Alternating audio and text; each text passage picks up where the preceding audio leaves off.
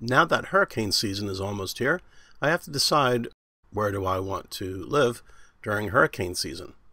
I want to live somewhere on the east coast of the United States, but the question remains, where?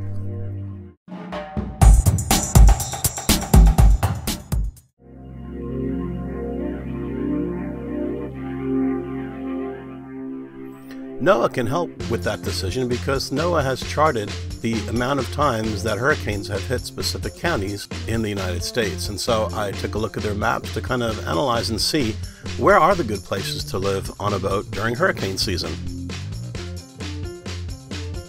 As you can see, South Florida is really a very exposed place for hurricanes. And the panhandle of Florida all the way to New Orleans is also a very active place.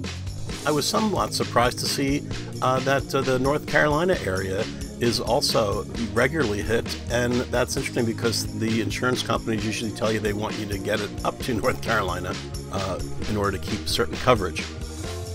I also found it interesting that it looks like there's a little stretch of land where there's relatively little threat from hurricanes. It might be a great place to live on a boat in some of these counties.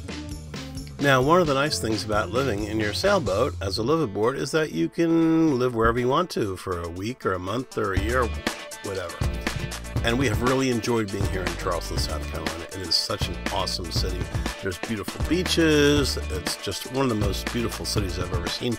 We both love it. However, it's also a central location for hurricanes during hurricane season.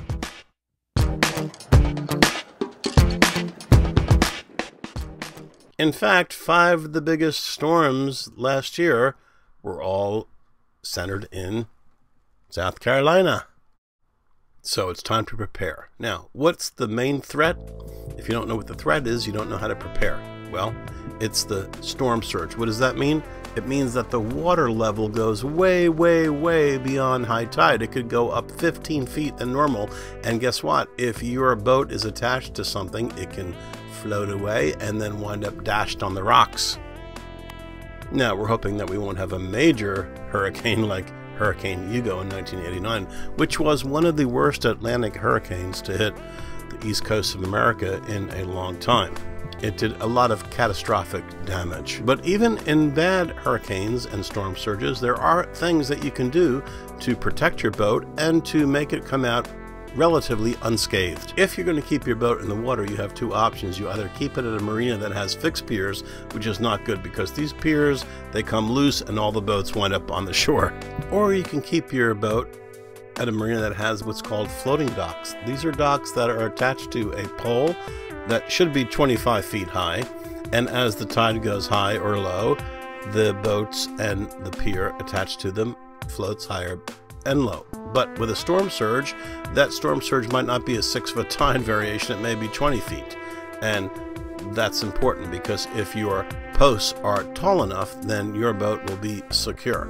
However, in this particular marina last year with Hurricane Matthew, the storm surge came within 6 inches of the top. Now, that's 6 inches between the entire segment of the dock and all boats attached to it, winding up, loosening from the anchor of the floating dock and winding up in a big pile of broken boats, which is what we don't want. So if you're going to keep your boat at a marina, you're going to make sure that it's got floating docks. However, you have to make sure that the floating docks are tall enough. Otherwise, the storm surge can lift it up and over the dock.